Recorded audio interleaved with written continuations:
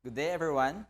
Today, I'm reporting about Continuous Improvement Plan, a strategy in school improvement. What is Continuous Improvement Plan? It is used across industries to describe a process or approach to problem solving that represents an ongoing effort to improve outcomes, according to American Society for Quality. In continuously improving systems, change occurs both quickly and incrementally, as organizations learn from experience while testing and refining strategies to produce better results. In education, continuous improvement can refer to a school, district, or other organization's ongoing commitment to quality improvement. Quality improvement efforts that are evidence-based, integrated into daily work of individuals, contextualized within a system, and are iterative. At the classroom level, continuous improvement may refer to using timely, accurate data to regularly inform and improve teacher practice. At the school or district level, continuous improvement may refer to ongoing efforts to improve operational practices and processes related to efficiency, effectiveness, and student outcomes. Next is S for study. This is the opportunity to study the chosen approach and evaluate the results. Compare your expectations when planning. Ask questions like, was the approach successful or effective? Did it work as planned? Why or why not? What worked and what didn't work? Next is the A for act. The team determines what to do with its results. Depending on the success of its intervention, the team may choose to adopt or abandon its tested solution. Accounting for continuous improvement in the education policy allowing for continuous improvement in schools and districts at the policy level requires consideration of numerous factors. First is the flexibility. Providing this flexibility at the policy level allows school and districts to customize evidence-based solutions to meet the needs of their individual context. Next, time. The continuous improvement process requires time. Principals may need to research and introduce new instructional strategies. Teachers may need to collaborate with and observe other educators, and others may need to monitor progress and collect data. Data use and capacity. Participants in continuous improvement processes must collect and use data to evaluate the efficacy of interventions, make midterm corrections, and plan future actions. Such data must be timely, useful, reliable, and easily available. Evaluation plays a key role in continuous improvement because participants must regularly evaluate the efficacy of their interventions. Continuous improvement requires that evaluation occurs throughout a program and allows for mid-course correction and changes. Leadership. Next is leadership.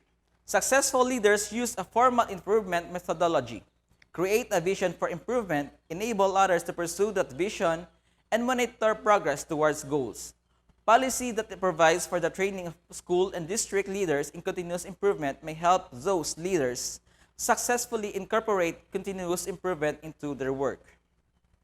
Next is knowledge sharing.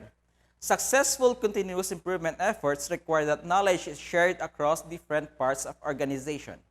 Teachers in continuously improving systems share best practices with their peers and leaders. Leaders share with their teachers and educators in other schools, and districts share with their schools in other districts. Capacity building and stakeholder investment.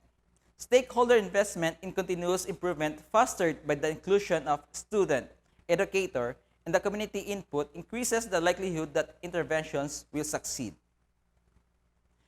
Next, these are the policy issues and questions need to consider. The issue is allowing schools and districts to use continuous improvement processes, and the questions need to consider are, first, what are the goals for schools and districts in my region? Are these goals appropriate, specific, and measurable? Next, how much flexibility do schools and districts in my region have with regard to improving practices? Can schools and districts design their own interventions? Can they improve programs in mid-course based on formative or interim data? How much time do educators and district officials have to reflect on and improve practices? Is the time available sufficient for relevant actors to incorporate continuous improvement into their daily practices?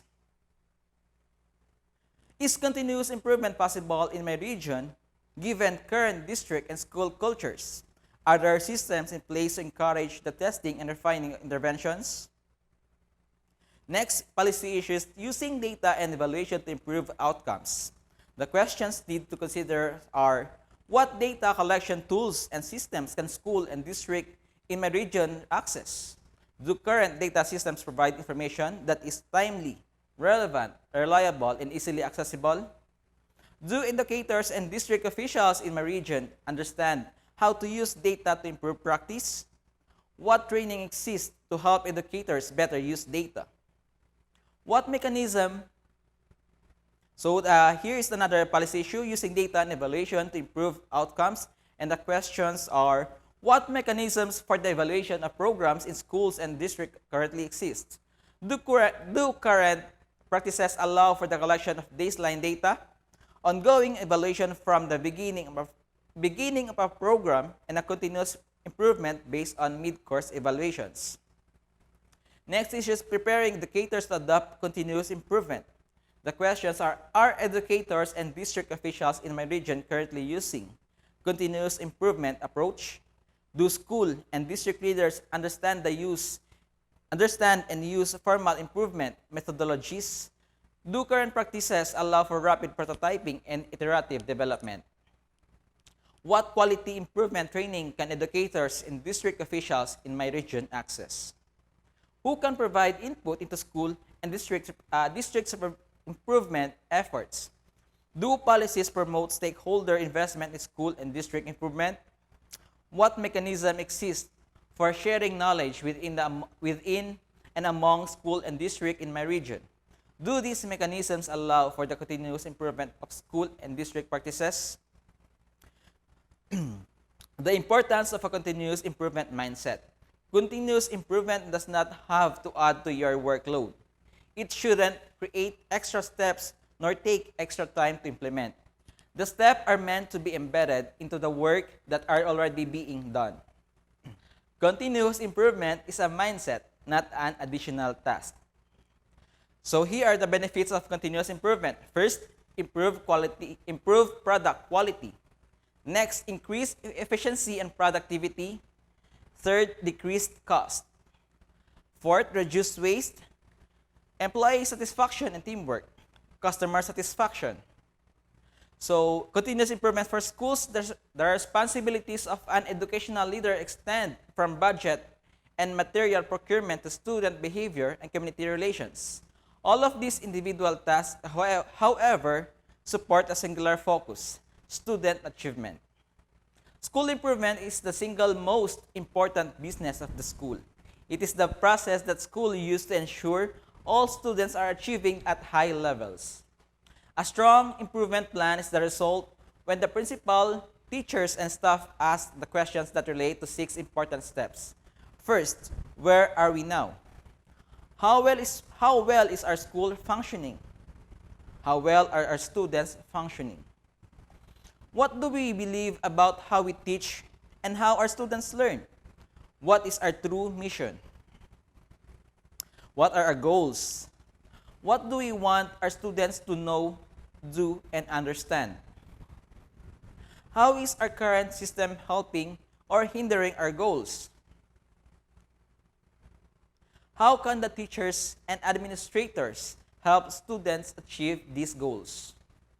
How will we know when we have succeeded? The answer to these questions form the outline of plan for specific, intentional changes in instruction, curriculum, and process, which can, in turn, lead to improved teacher effectiveness and student success. So here are the recommendations.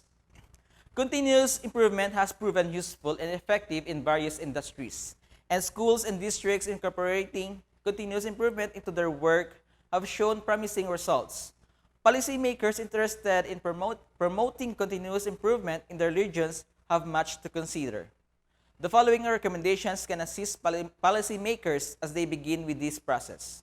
First, investigate current improvement practices in schools and districts to determine whether formal improvement processes are in place, whether these processes allow for rapid prototyping, and how best to gauge the effectiveness of current methods. Review policies related to the number and the type of goals that school and districts are asked to reach, the rate at which they are asked to achieve these goals, and the flexibility they are provided regarding the said goal. Gather information on training and time devoted to continuous improvement in schools and districts. Compile and assess information on data collection, data systems, data use, and data sharing within and among schools and districts. Ensure that there are formative interim measures to help strengthen continuous improvement efforts as they are implemented. Examine policies related to the evaluation of school and district programs and determine whether they support continuous improvement efforts. Assess current policy to determine what mechanisms are in place to promote stakeholder investment in school and district improvement. So that ends my report. I hope you learned something about that. So thank you, and God bless us all.